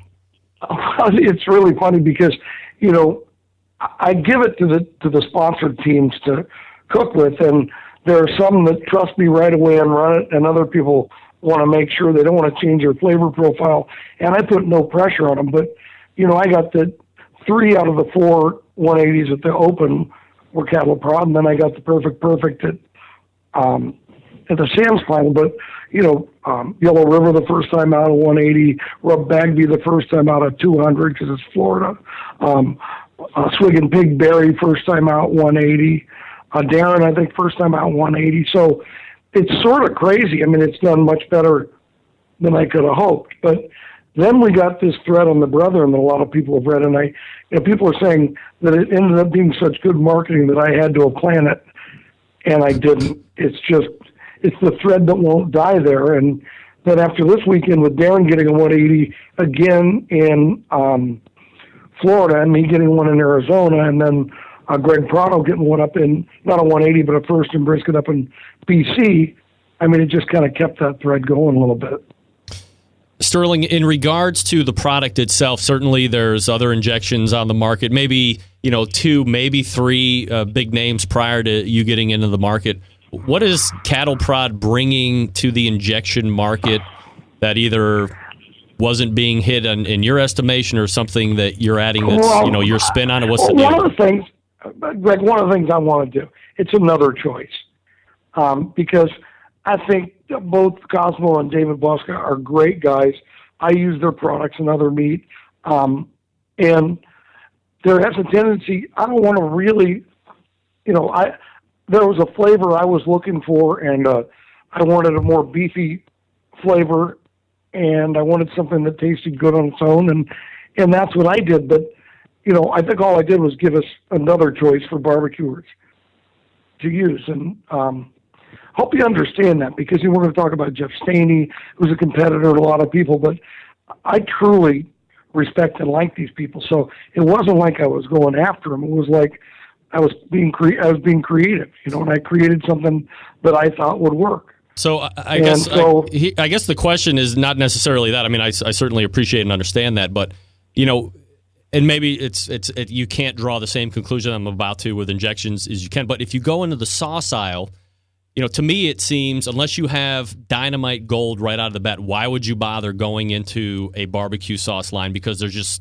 you almost kind of get lost in the mass amounts that's out there. So similar to an injection, if there's really good stuff out there, if you're not looking to dominate the market, just give another option. Is there any concern that you're just putting something out there that might not reach, in a business standpoint, something that you're looking to achieve? Well, you don't invest the money and the time in something.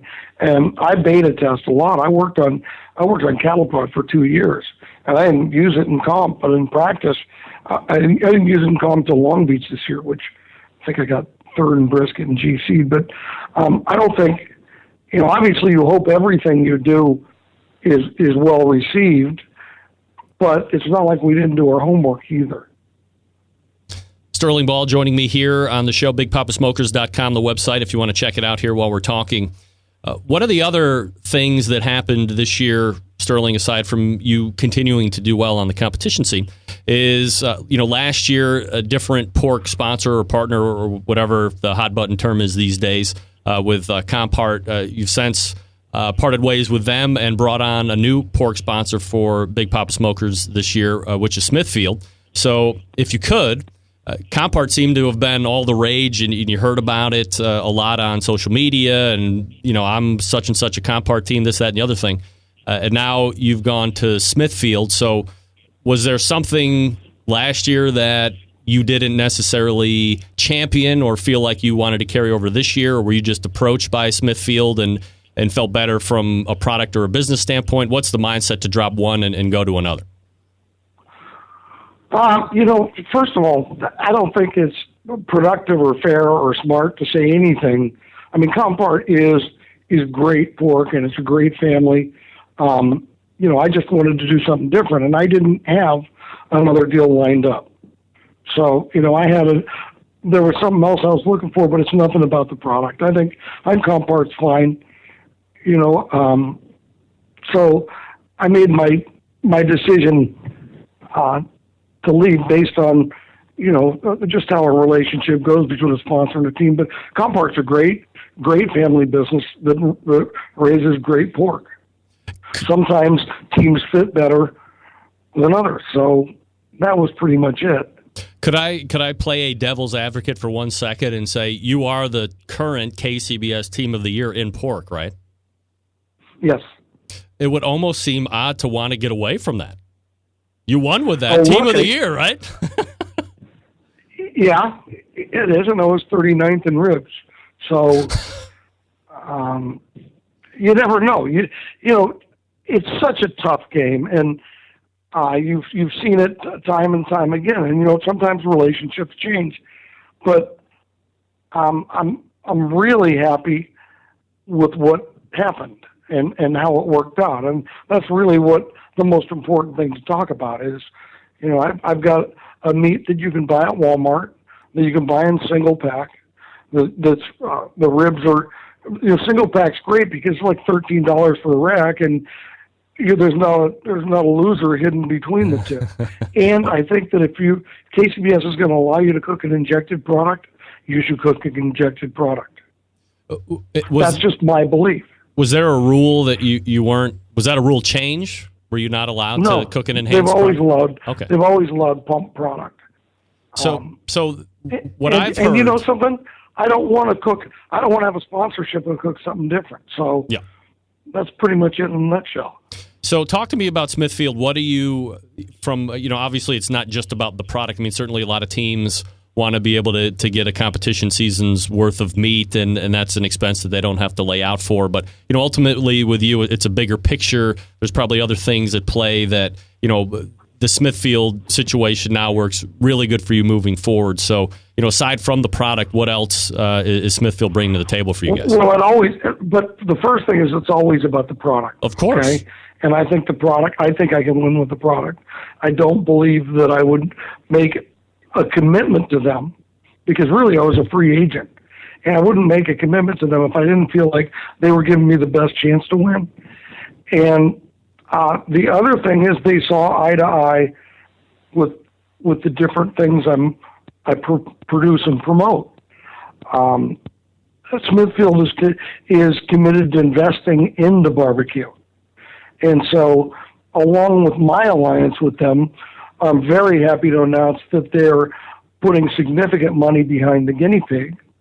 In fact, it's called the Smithfield Guinea Pig, and the first one we're going to have out of California is July 22nd, and it's Jeff and Joy Scheiding of Kansas City Barbecue Store, And basically, I'm working for them. So it's let me really get this right. So you're going to be working for your your competition, your biggest competition. You're going to be working for this event. Yeah, it's fine. He got my awards at KCBS. Listen, this isn't like, I don't think it should be this horrible competition. I think we all have an ability to do certain things, and it doesn't stop us from having a relationship. And Jeff and Joy Staney cooked the guinea pig the last 2 years, and he hadn't cooked much, and he really said this, if there were more things like this, I'd cook more. And so I said, hey, how about if you have one in Kansas? He said, great idea. So we're doing it there, and that happens to be one of Smithfield's offices. We're going to try and have a huge kids queue there. We put one post up on the Brethren, and I think we're full. But if you guys want to get in, email Arlie at arlieqevents.com. And because it's $450, it's Smithfield pork. We're still we're working with our favorite meat supplier right now, and it's pretty exciting. I mean, three guinea pigs, 60% get a check, and 20% break even or make money, and Smithfield loves that. And so it plays in the hand of trying to barbecue a little bit more affordable. On the other side, they wanted an exclusive contest, and I'm very happy to announce that Smithfield is the title sponsor for the King of the Smokers. And along with that, the prize money is being increased to $75,000. So that yeah, that's a pretty significant bump. Yeah, it is. I'm saying they're investing in barbecue. We're going to do also a guinea pig, by the way, in Richmond, Virginia, too, with Tuffy Stone. Next year, Randall Bowman. I mean, the kind of people that we're partnering with to do these guinea pigs are very, very significant people in the barbecue world.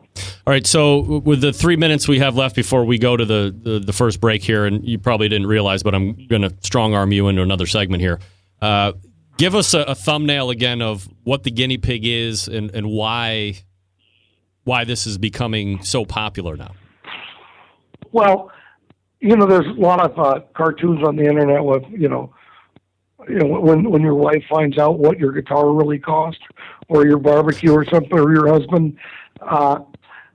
Barbecue's gotten so crazy expensive, and the traditional payout model is too few people can offset their cost cooking. And I don't think that's a sustainable model. Well, it's been going on for a long time, but I don't think it's good. And so I wanted to bring the family back in, and I wanted to level the playing field, and I wanted to redistribute the prize money and have a cost-controlled contest. I've got a lot of abuse the first year. People are saying, well, $450 is not a cheap contest. It kind of is, because we got the kids queue, we got dessert that all pay cash, and we pay 10 deep in every category, 10 deep overall. It's a blind draw for the meat. We have our tradition is weenie roast with Snake River Farms, and we have teams bring chili, and it's basically the official meal of the guinea pig is a chili dog, and we had 48 teams, and we cooked 300 chili dogs at the last guinea pig. Big Poppa Smokers joining me here on the show. Sterling Ball, again, the website, bigpoppasmokers.com. Sterling, can I hold you over for one more segment here so we can get to the rest of this stuff? No problem. All right, stand by. We're talking with Sterling Ball from Big Poppa Smokers. I will take this opportunity to talk to you about now not only the 2015 but the 2016 barbecue tool of the year, the Chops Power Injector System.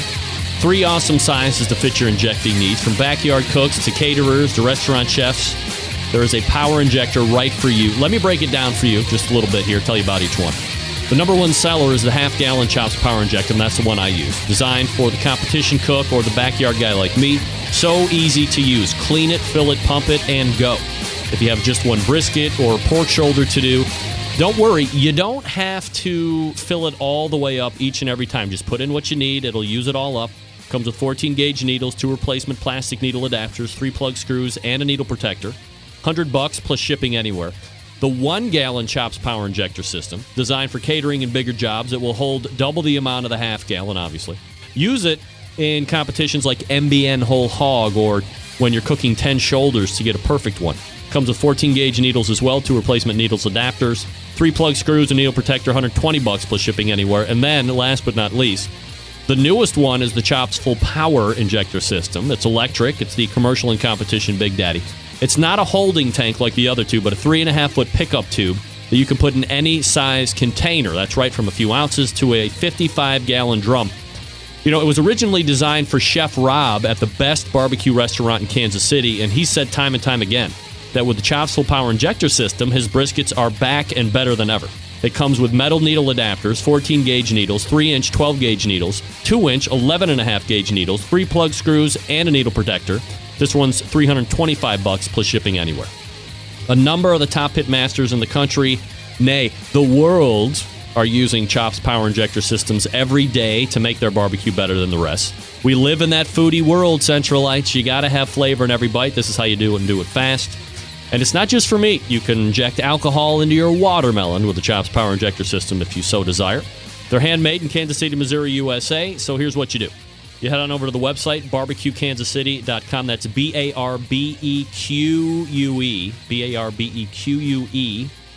BARBEQUE.com, and order which one you think might fit you best. Here's the bottom line. It doesn't get NBBQA Tool of the Year 2 years in a row if it's not really good. Being talked about this year by many of the top people in the barbecue and grilling industry. And you realize, why was I injecting with one needle before this? Just on time savings alone, it's worth it. All right. BarbecueKansasCity.com. We're back with Sterling Ball right after this. Stick around. We'll be right back.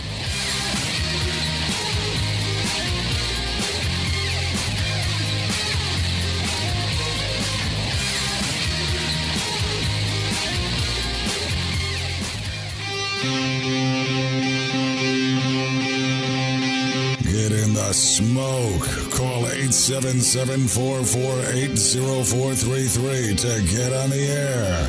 Now, here's your host, Greg Rempe. All right, welcome back. 216-220-0966. Greg at thebbqcentralshow.com. If you have a question you would like me to relay to Sterling for you while we're on the air here tonight, that's fine. Maybe you have the balls enough to call in and ask a question. We may or may not do that as well, but that's the number if you want to give it a go. Sterling, appreciate you hanging with me through the break here as we go ahead and close out the last segment. We were talking about the guinea pig and why it's... Whoa. Yep. I use that Chops injector system, too. I think it's awesome. I think the guy does a great job. Can you imagine there was a time when one injecting needle seemed to be the most efficient way to inject 1 or 5 or 10 pork butts? Well, actually, I use a single needle. I use it on brisket. Single needle? Mm-hmm. Yeah, but so do you use, how do you use the Chops Power? Just for the pork butts Craig, or just at home? I'm a surgeon. Of course. Meticulous. Just kidding.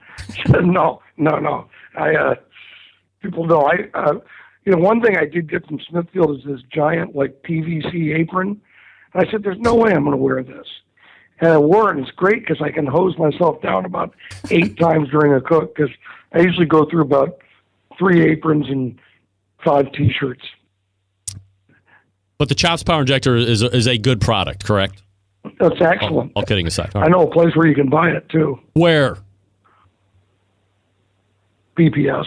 Yes, BigPoppaSmokers.com.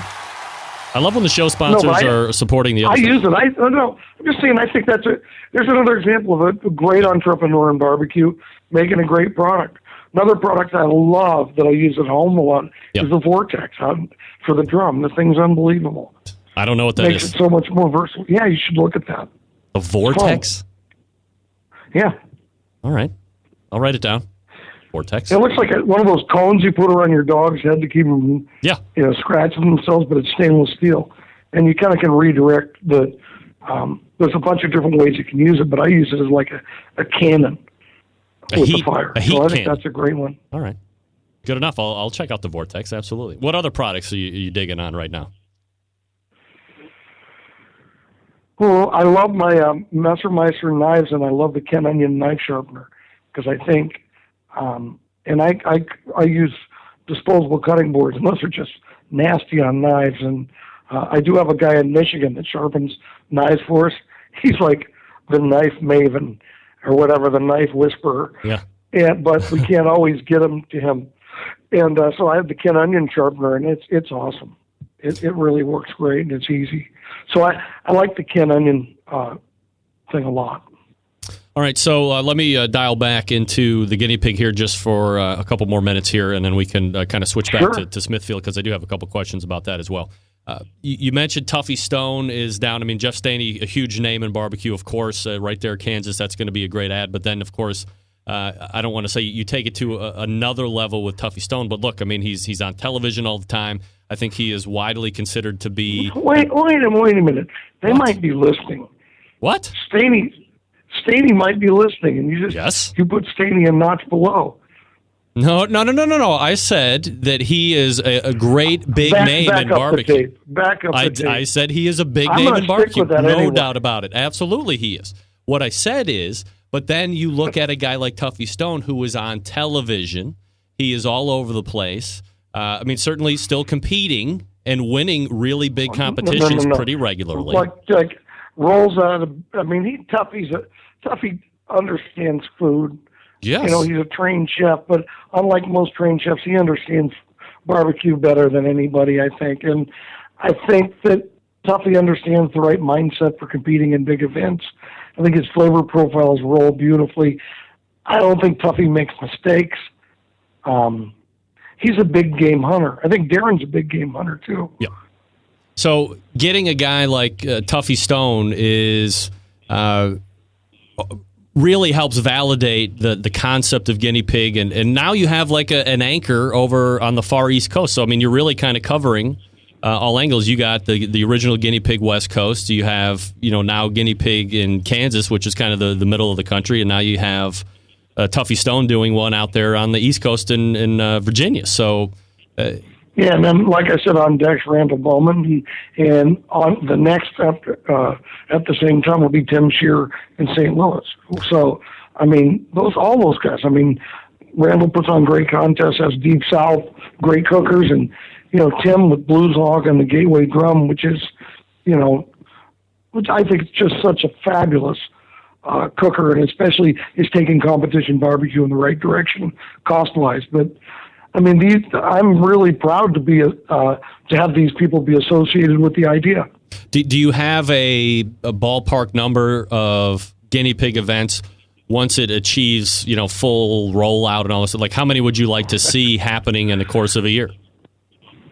Do I have to go cook the hot dogs? It's your contest. You're the head hot dog cook, right? Actually, I love. You just want to eat them, and I love the hot dogs. Yeah, you just want to eat the hot dogs and watch the kids. Well, I'll tell you, it's no fun going to a comp when you're a cook and you can't cook. Right. I'll tell you what you learn as a promoter really quickly is teams can really make it easier for the promoters. That's a nice way of saying that. It's really, you feel like saying, is anybody happy? But really, that's not the case. I mean, at the guinea pig, there's a no whining rule, so that's been put in effect a few times. No whining. No whining. Well, I mean, I will tell you that there's a cook that I won't mention his name except for he was RGC this week and last week. That was the only one who complained about the size of his brisket at the guinea pig, and he won brisket and RGC'd. So, no names, please. It's. Uh-oh. From a promoter standpoint, is none of these promoters are getting rich. Very few of them are breaking even. And I'm talking about the dedicated barbecue contest, not the one where it's a barbecue contest that they use to draw people to the crafts booths and the car show and the dog show. Right. I'm talking about the standalone barbecue contest. I mean, we had Henry out here. He used to do 8 or 10 contests. He's doing 1 this year. The return is so minimal that I think you really got to cut the promoters some slack. Do you Do you see it going into the other sanctioning bodies that are out there? Did you see an IBCA having a guinea pig of some kind of form or fashion, or an FBA? I mean, they're similar in the meats that they offer in FBA, but, IBCA is a little bit different. I'm sure it's possible. One of the things is that, you have to have somebody that's got a little bit of juice with some of the suppliers. Because this is a private contest. It's not open to the public. And so we really need people like Snake River Farms that have been so great to us. They stepped up to the Double R last year, and this year the SRF, and with the Wagyu for it. And I mean, I think it's hard to pull a guinea pig off like 50 of them, because it really does require. I mean, the promoter makes less money. There's a lot of people that make less money. There's no power. In California, I make them turn their generator off at 10. In Kansas, they can run their generator, but it's got to be their generator. I mean, a generator is $5,000 to $7,000 of the expenses of a contest. Sterling Ball joining me here on the show. BigPoppaSmokers.com is the website. So when did you said it was going to be July 22nd was going to be the guinea pig in Kansas? Right. And when has there been a date set for the Virginia one again? No, we're working on it. The problem is trying to pin. Well, you got to pin me down, Staney down, and Tuffy down, and that's hard to do. I mean, I'm going to cook 25 times this year, 24 more times. So that's 24 more weeks. I actually have a real job, and what? That's been really busy. So, I mean, I've been starting at 4 a.m. lately, so I love everything I do, so I feel very fortunate. But trying to get everybody, where everybody's got the weekend free is very difficult. I couldn't do these things without Jesse at Big Poppa Smokers, without Jody, and without James. And I think if people are listening or in the chat room or whatever, I never look at it because I'm too thin-skinned, but they'll probably say that those three people really, and Holly, by the way, they really work hard to make these things happen. Sterling, let me switch directions here just for a second and talk about the Smithfield product. We had talked, you had mentioned something about, if KCBS is going to allow juiced meats, why not use them? So my question to you is this, and obviously you have tested the products, you won with them this past weekend, but I've always heard, and I've never tried them, that the injected products or the enhanced meats, especially the pork, have a more bacon-esque quality to them, or they're a little bit more salty. Do you find that is the case? And if so, does it not really detract, or is there anything that you have to overcome to counteract that or anything like that? Well, I can speak for a couple of different brands, and I'll really only speak for Smithfield. But no, I don't believe that. I think the way they do it and the concentration level they do it, it doesn't affect the flavor, but really does help the tenderness. Now, keep in mind, I'm also cooking the prime in certain instances. So they've got a prime line that's very, very good. But I really do prefer, most times it'll be the extra tender ribs, and it's probably about 50-50 between the extra tender butts and the prime butts. So I was in Walmart literally 45 minutes before we went on the air tonight to pick up some cat food, because my small cat is fat, but nevertheless, we're trying to get him down a little bit. And I went right to the case, and I said, okay, well, Sterling said there was Smithfield pork here in Walmart. So, well, sure shit, there they were, and single packs, as you had said. And now these were the extra tender. There wasn't any prime cuts there when I was there. No, but that's what we cook. The extra tender. And that's what Tim won Team of the Year with last year, Rib Team of the Year. That exact product. So on the label, it said up to 8% enhancement. So now, typically, right. I would usually see a higher enhancement. So I guess to your point, they've kind of done that science, you actually right? need a little higher enhancement. Oh, do you think going to 10 or 12 would make a better product there? Wow. Oh, you're talking about ribs. Yeah. Or just fine I think as that is? their enhancement level is perfect. I mean, it's in one team of the year. So you know, in the end, I mean, we can talk about taste all the live long day. And I had Darren Worth on a month and a half ago when we were going through all the category winners, and he said, "Hey, talk about flavor profile you want. It's like the most overused term. Blah blah blah." In the end, it comes down to a tenderness game. So I would imagine, since you're using an extra tender rib, you feel, as far as the tenderness game is concerned, you're really headed down the right direction from here on out.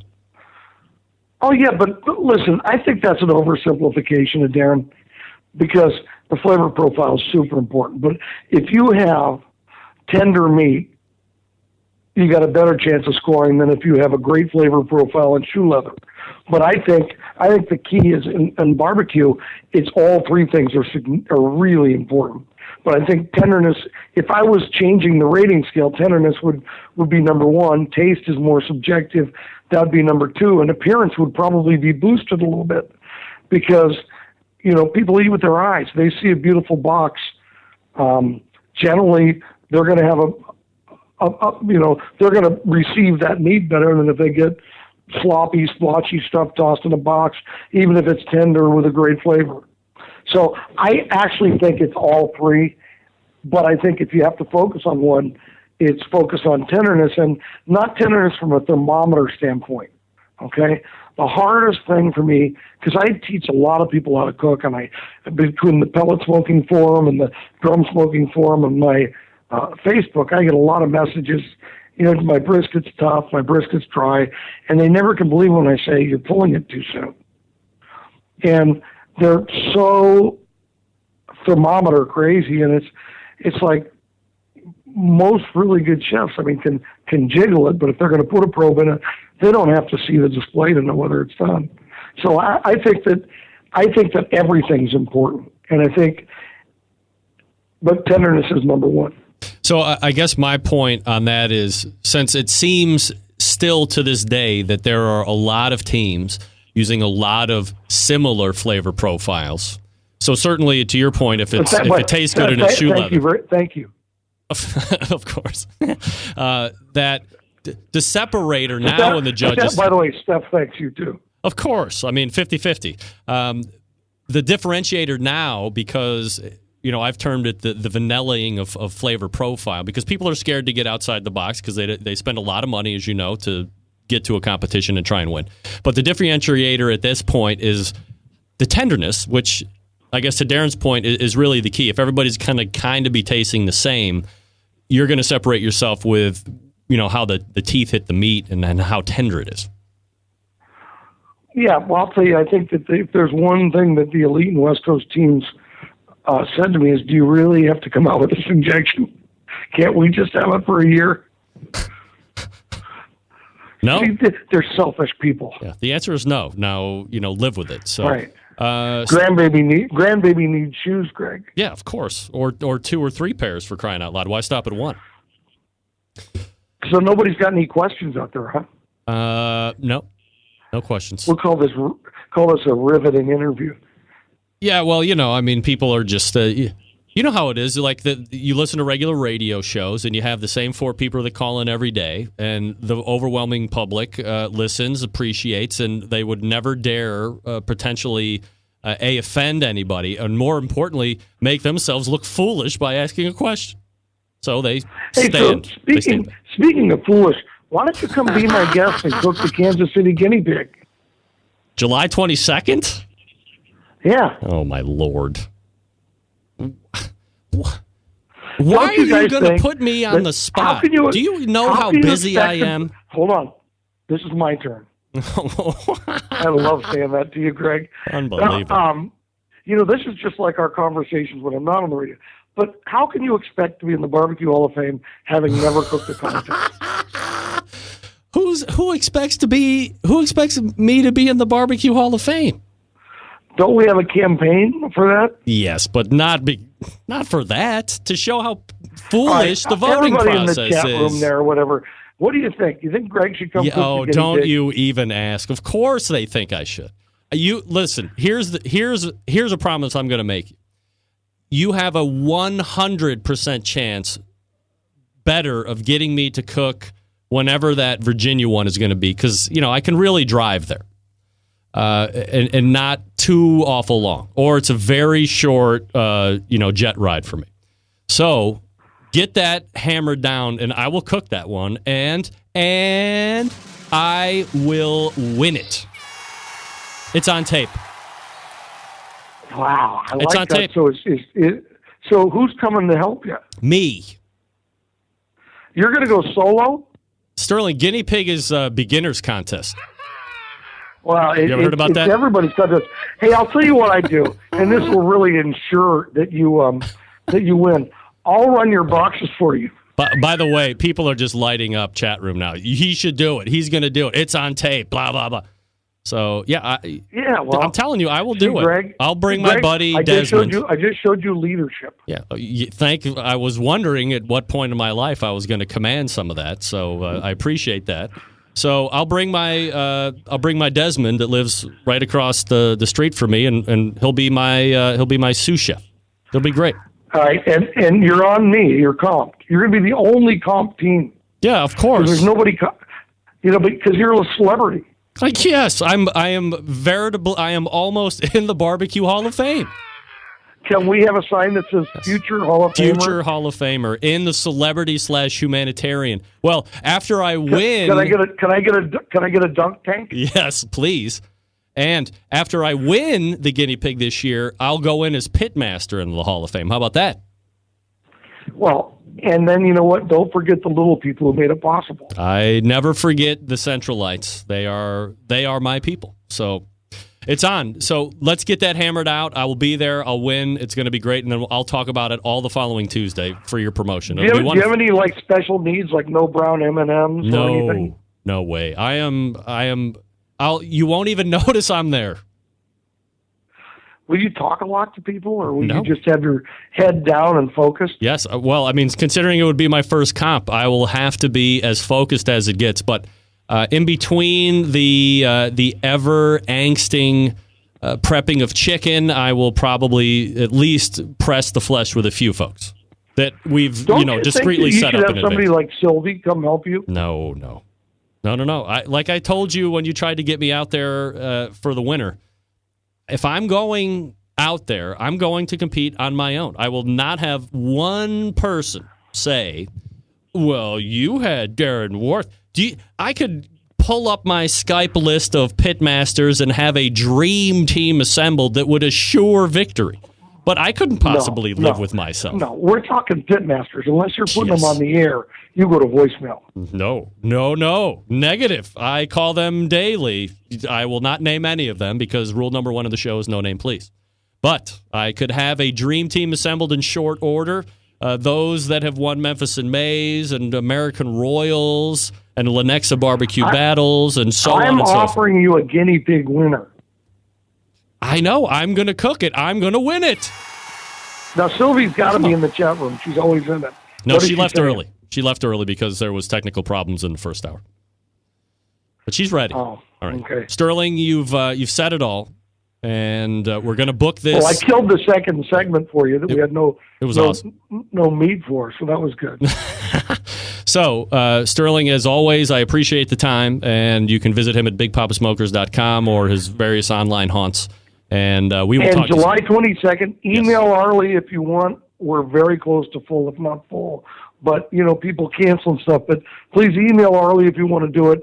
It's a blast. That's all I can say. The guinea pig is a lot of fun. And bring your kids, bring your wife, and be prepared to eat a chili dog. I will leave you with Steve Nelson at Grills Gone Wild, Iowa, ate 5 hot dogs, okay? I can eat 5. Yeah, but do you see Steve? He's like a stick. Have you seen me? I am lean.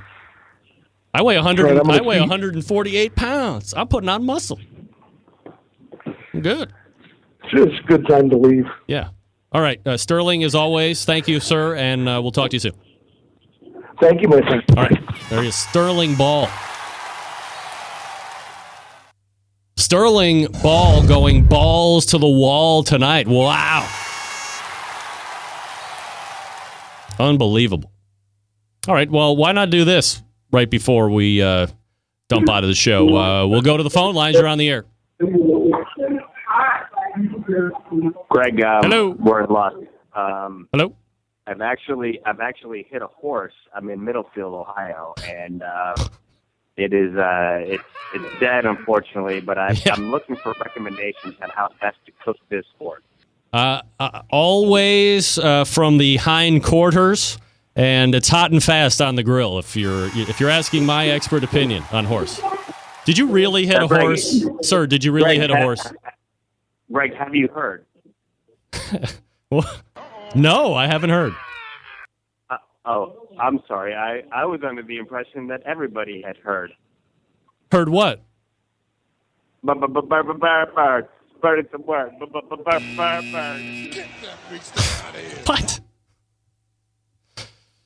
It's not like I'm trying to get out of the show. I'm not doing that. Hi, I'm Johnny Dam, host There's of Johnny the Dam, ruining my out. Good job, Johnny. All right. First of all, thoughts and prayers to the horse that was just ran over in Middlefield, Ohio, and is now going to be eaten. Not an Amish person, because they're not allowed to have cell phones. So that was a real human. Well, of course, the car gave it away, but he could have hit a horse with his horse-drawn buggy. Jebediah, eat that horse to a... Dave, what's the temperature we need?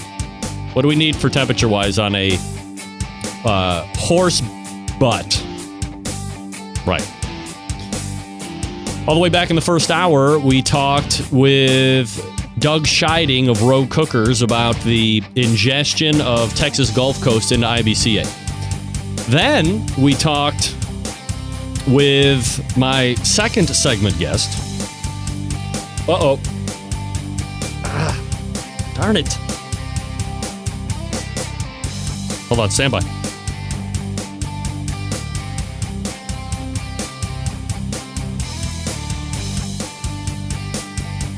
Okay, sorry about that. Doug Scheiding, first guest. Second guest at 9:35, Tim Schopp, Tim's Full Belly Deli, talking about Choke the Chicken. And in the second hour, Sterling Ball goes not one but two segments, talking about guinea pig, talking about his new pork sponsor, Smithfield, and all that fun stuff. So, first things first, September 11th, 2001, I will never forget. Until next Tuesday at 9 p.m. Eastern Standard. Wait. Stop the presses. If you didn't hear 2 weeks ago, this week, Friday night, Chicago, Weber Grill Restaurant, a 2006 Silver Oak Magnum Cabernet Sauvignon will be taken in by me and Meathead Goldwyn finally. We are going to lay waste to that Magnum, the likes you have never seen. Not only that, we are going to be shooting some video inside of the Weber Kettle or the Weber Grill restaurant. We're going to be talking with the executive chef. So there will be video, if not next week, the week after that. We're going to get some interview, all the fun stuff. It's going to be great. So just know that on Friday night at 6 o'clock Central Time, I am going to get my shit face on with Meathead, ladies and gentlemen, with that fine wine. So, until next Tuesday at 9 p.m. Eastern Standard Time, this is your program host and proud U.S. American, Greg Rempe. Good night now.